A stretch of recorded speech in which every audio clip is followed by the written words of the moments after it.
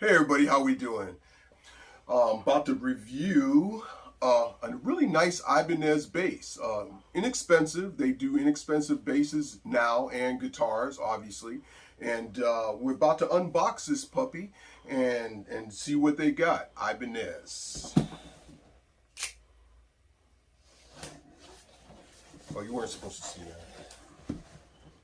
Come on, guys. Let's see what we got here. Regular guitar box. Ah, and they got a box inside of the box, which is good. And I believe there are other things still in this box. Oh, okay. Well, let's check it out for a second here. Let me put this right here. Oh, yeah, there are. Oh, slide it out. Oh, one casualty. One casualty. We'll try to get as close as we can, of course, without cutting ourselves or the instruments, what's inside. There you go. Grab that for me, please, sir. Thank you. All right, so we'll check this out first. Oh, this is pretty decent. Pretty decent little gator bag. Not their high end, obviously, but you know, not too bad. There's some light padding in it, but I mean, it's not something that I would take on the airplane, but at the same time, better than a raincoat. Definitely. Slightly better than a raincoat. Yeah. Not bad. Not too bad. There you go, sir. Thank you. Yeah. All right, let's get this piece out the way. All right, so back to the instrument. Oh, wait a minute, hold on. Okay. Got a little tuner. It's a Joyo tuner that looks like the, what does it look like? One of those clip-on Spark something tuners. Yeah, it's not bad. It's not too bad. It's pretty decent. Let me set that puppy up there, and while I open up the rest of the instrument. All right, here we go.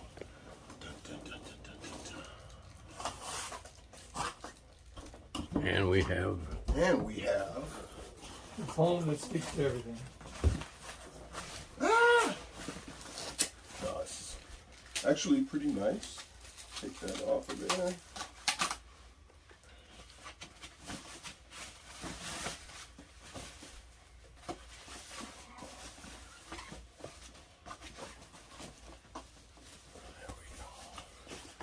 Alright, so it looks like a matte black finish, and it's a GSR200B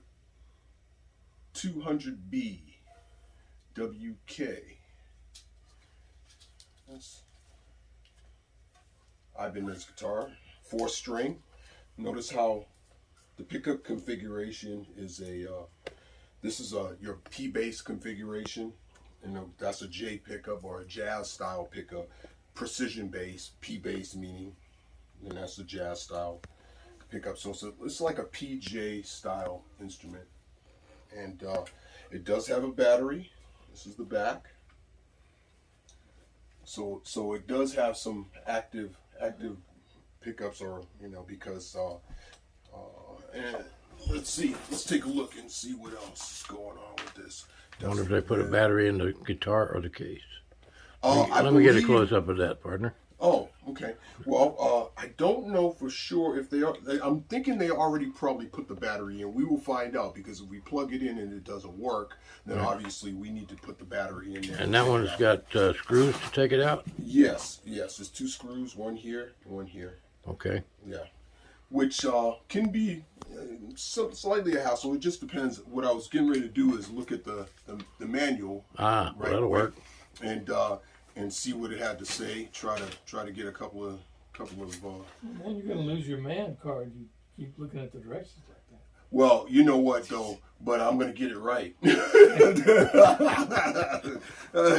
You know, I mean, I could just plug it in and just check it out, but then if it doesn't play, then that's a whole different story. But I was really the reason why I was trying to do it is because I was trying to see if it has an active passive setting, if there's anything where, in other words, if you have to play it active all the time, which probably you will, because I don't feel any push-pull switches on the knobs here.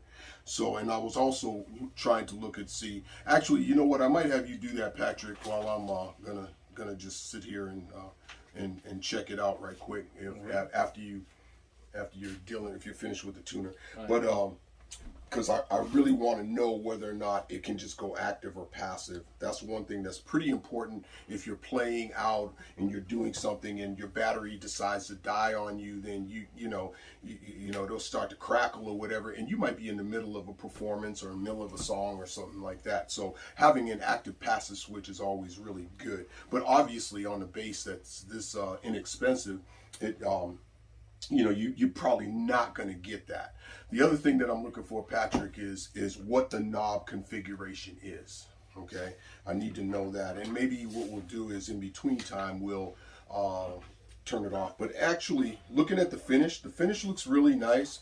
They said it's a mahogany bass with a spalted maple top, which in this case you really can't see because, of course, they painted it all the way black, right? But according to the description that I read on it, it says it is a mahogany instrument with a top. Now, I can't necessarily tell if it was just all mahogany, you know, and they did put a top on it or not, because I can't see any you know, difference. If you have other basses, you could see the actual, you know, where the top where the top comes in, and then where the back of the body comes in. But with this, because it's all painted, it's a little bit difficult to see whether or not you know, they're telling, you know, if it's a different style of wood or not. So but anyway, what I'm going to do is, okay, so it came in out of tune, which is good. So we're gonna pop this tuner on here, and well, we're gonna pop it so that makes a big difference. Okay, so one of the things that I also do whenever I'm testing a guitar, listening to a guitar, regardless of what it is, I'll try to hear it just by itself without plugging it in at all yet.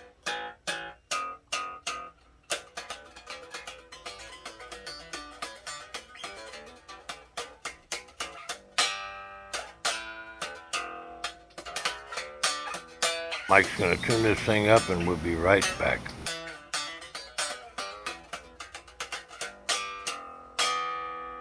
Okay, and it's not bad. I mean, it sounds actually sounds really good. In the hands of a master. I don't know about. I know. You know, he's just trying. You know, it's typical Leo trying to blow my skirt up. You know what I'm saying? Something. You know, no, but I mean, actually, you know, just by the natural intonation. I always knew you were wearing a skirt under there. Well, that's a personal issue. I don't know what you're wearing, but and you ain't going to. Sitting like this, I think you're both glad I'm not. Nah! So anyway, that Sharon Stone effect, you know what I'm talking about. We'll leave all that alone. It looks like maple neck again. You know, I think they believe mahogany fingerboard. We'll take a look at it again and make sure. But so anyway, you know, it's very lightweight, which if you're doing a 3 or 4 hour gig is always important. You know, you have a nice lightweight instrument. A lot of basses, you know, obviously, you know, they can be heavy. They can get heavy. So, but anyway, the only other thing that I would do is probably bring down the action a little bit more. Also, I always look at the neck profile and see how straight it is, what it looks like.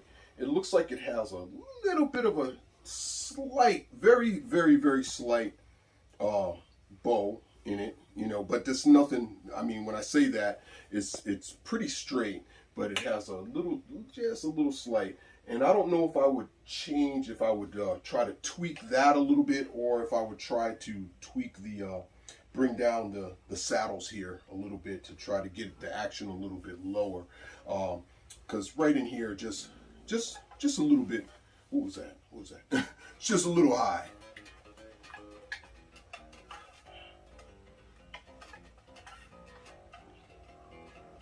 We never fix them before we play them. Well, that's a good thing. No, our because you don't premise know is, what it is out the box. can you play it right out of the box? Yeah, for sure. And I guess, all right, so what do you want to do next, Leo? You want me to plug it in and try it, or give it a shot? Hey, everybody. This is Mike McLean, McLean, on Sexy bass player. no, see, don't let it fool you. Don't let it blood down. Yeah, I know. And just reviewing the bass. Obviously, you just seen the unboxing. So just going through, we have a P, or a precision bass, Fender precision bass, and a jazz bass, PJ, setup on this particular Ibanez bass. All right. As I said before, you know, we talked about the wood configuration and so forth and so on. Okay, so we're gonna actually, I'm gonna play it a little bit, but we're gonna look at the electronic configuration. Now, actually, it's passive, and they say on the report or the information that it's passive electronics, and they sound really good. They sound good, but and I couldn't really determine.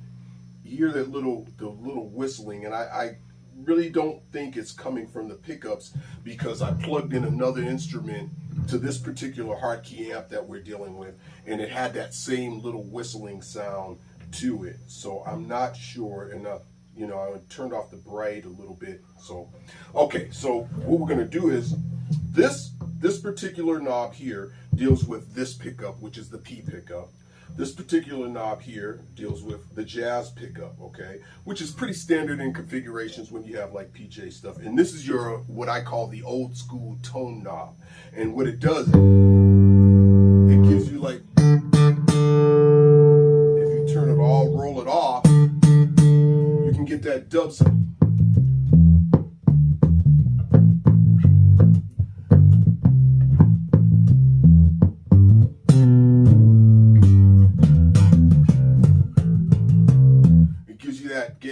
That more dubbish type of you know, deep bass, possibly reggae bass or tone sound that you might want. Okay. Now what I'm doing is I just full outed the both pickups. Here you get a little bit of that, probably because of you got 3 pickups going at the same time, and then I'm going to bring in some of the treble. Now, as I showed you before, when I turned it all the way off, it has a nice wood tone that comes through, okay? So that's obviously going to come through while I'm playing also. So I'm going to do some slap stuff, and then I'll do some fingerstyle, couple fingerstyle things or whatever, and then we'll go from there. Now, this thing here is a little bit puzzling. This little one, it says, I left the little decal on it. It says boom on it, right? And basically, it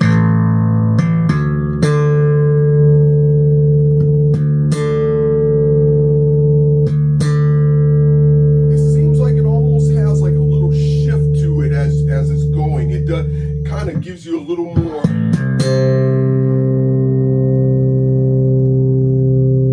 I don't know how to describe that really, besides the factor of it. You know, they didn't have anything in the manual. They didn't have anything actually online saying exactly what that was, besides the fact that it's giving you a little bit of almost like a phaser type of tonality to it. But it's not bad. I mean, it sounds pretty good. So let's see, we go.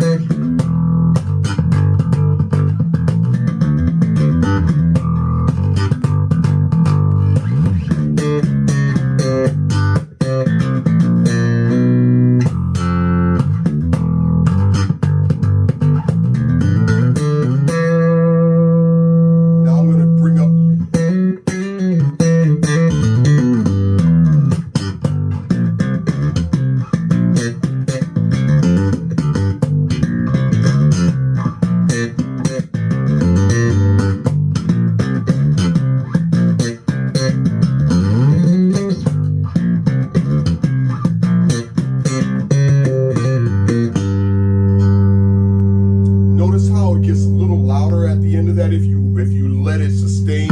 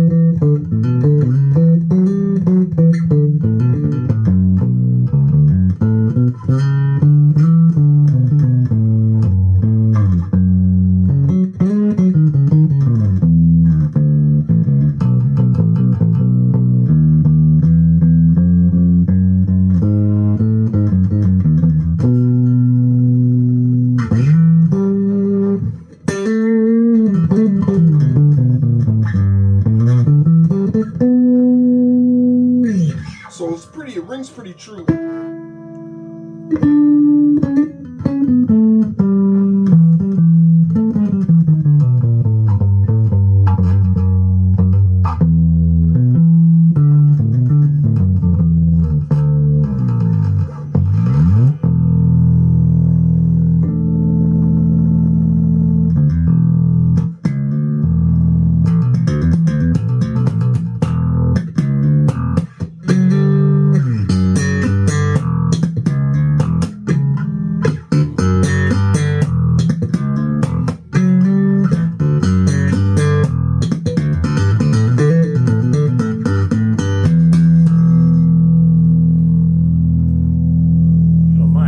Question for you. Sure. Would you take this guitar right out of the box as it is to a gig and play it? Okay. I'm not saying you couldn't do it. The reason why for me is because I usually play 5-string basses, okay? Right. And so for me, out of the box, I would want to, as I think I showed you in the other part of the video, I would want to take down the action a little bit more and everything. It could work. I mean, tonality wise, okay, this is a very small amp. It seems like it has enough, enough low end oomph and enough bass to be able. Obviously, you could do it at a gig. Okay, if I was a 4-string guy where that's what I played and I wanted to play that all the time, then fine. I mean, I know who I am. Not being a 5-string guy, yeah. All right? Just or a 4-string guy. The point is the guitar. The guitar itself. Say you showed up in San Francisco to a gig, and all your stuff was lost by the airlines, and you went to Guitar Center, and this is all they had. Would you play that gig that night? Oh, of course I would play the gig because I would get paid. I'm going to play the gig. Heck yeah, that's all I had. Of course. You have one option. Yeah, I know. I mean, you just painted me into a corner there, Leo. You know what I'm saying?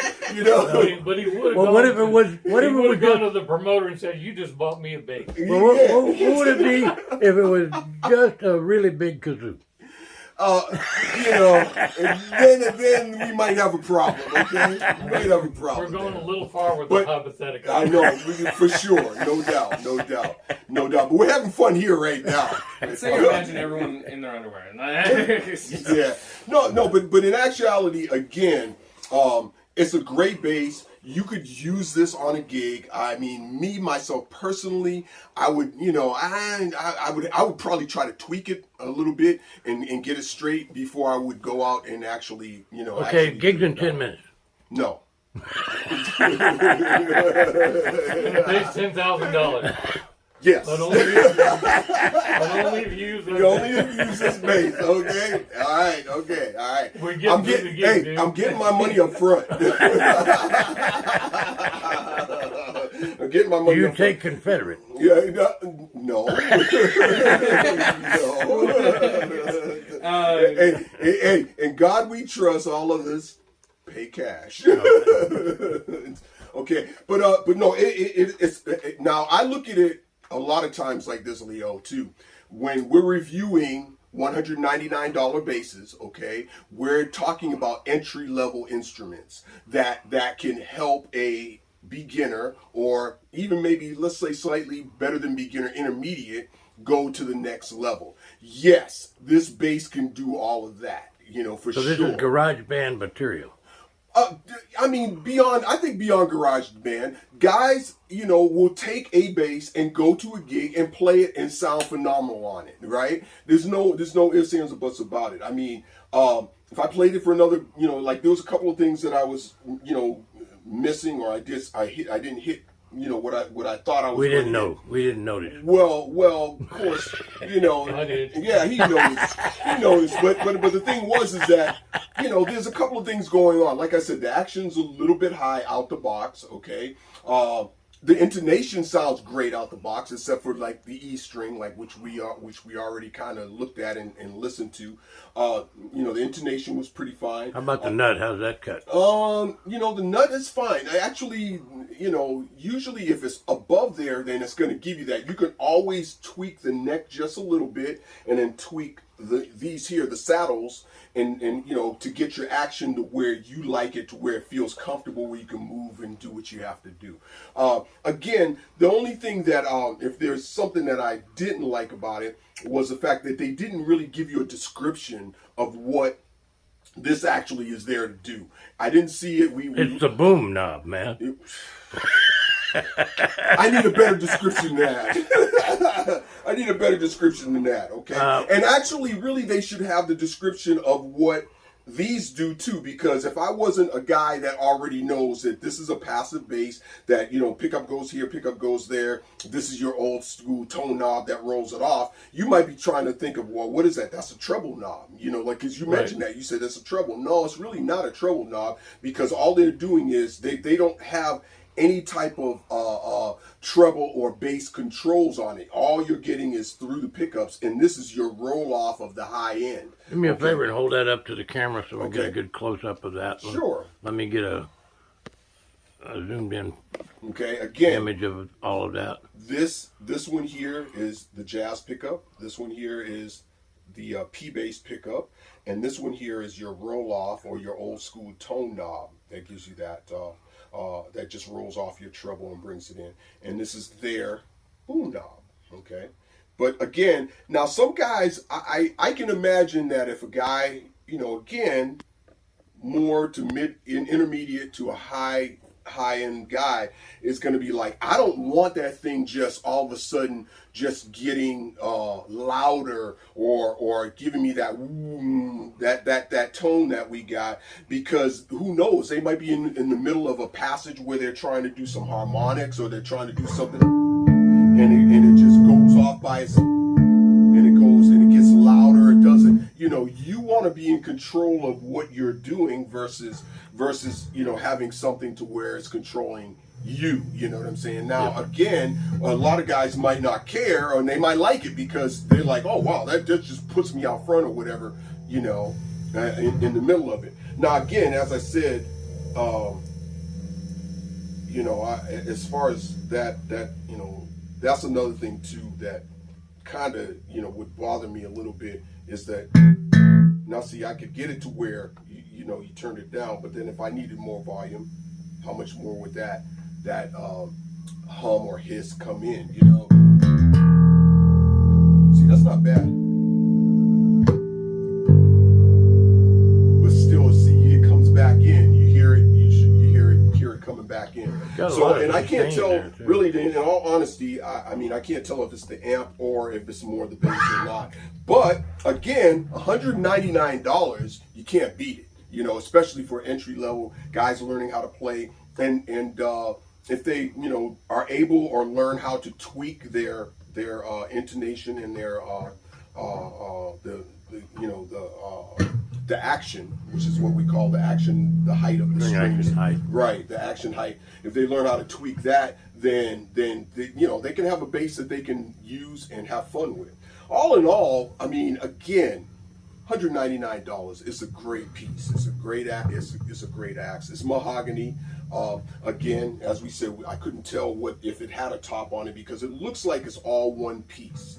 So it looks like it might be all mahogany versus having the top like was described on the Amazon site. Well, a lot of times they have just different models of the exact same base. Yeah. And one model might have the actual spalted maple top. I don't think this is spalted. It'd be a Yeah. waste. Yeah, Why it would you be. put Why would spalted maple and on then paint it? Yeah. Exactly. I Exactly. think But it's of for the walnut base, the other one, because the other one is a left-handed walnut flat. Yeah, but see, unfortunately, on Amazon they put the description under this one. So I'm kind of looking to see what they, if they actually did the same thing or not. Actually, for a base that you're going to take out and might get beat up a little bit, this is actually, kind of optimal. It's black. It's not going to show a whole lot of wear, at least not for a while. Well, It's a name brand guitar. Yeah, and the other thing is It's that visible through chicken wire. you're going back to who is it? The Blues Brothers. Blues Brothers, right? No, but the other thing is that I have a friend of mine, and basically he's into high-end basses, and you would call it a pool bass. Right. To where you go out, you're playing a pool party or something like that, and you take a bass like this, or a lower-end bass, so just in case people get wild and start splashing and doing crazy stuff, that your $6,000 or your $3,000 modulus or your $5,000 Lakeland bass, depending on what you have, is not going to get jacked up. You know what I'm saying? Right. This is the base. So you this take to is the jam bass session. that he would Yes. take to that No, gig. this is the Yes. base you He take. lied. You take this to the jam session Exactly. when you're going to let somebody else play it. Exactly. See, and you're And absolutely they right. should be happy. There's Well, nothing wrong with this bass. They better be happy. Yeah, that I because brought something you're beyond providing a base for them. for them in the first place. And actually, in actuality, that has happened. And I do have a older Fender. Actually, it's a decent bass. It's a Japanese Peter bass, you call it? Whoa, it's a Japanese 4-string Fender Squier bass that one of my students' parents actually just sold me for, I was teaching him and he, so forth and, and everything like that. But I would take it to the jam session, you know what I'm saying? I usually, as I said, I don't usually play 4 strings, and this is years and years back, but I would take it so that they could play, guys would come in and they would play more of that beater type of bass, a Squier Fender, but it was set up pretty nice. It means you get to go to the bar for half an hour or so. Well, hopefully. Well, somebody else, If not more. somebody else messes up. Okay, Yeah. well, we're going to have to wrap this up. Otherwise, it's going to be a 2-hour-long video. No, we don't want it that You're long. we both play in a band called You got Funkasaurus Tex. You can see us out there, and I have my own little YouTube channel. This will show up on there. Mike McLean, McLean on YouTube. Okay. And don't forget to like and subscribe and click the bell icon if you want to be informed of our future videos. And we'll see you next time. Thanks. Bye-bye. Bye.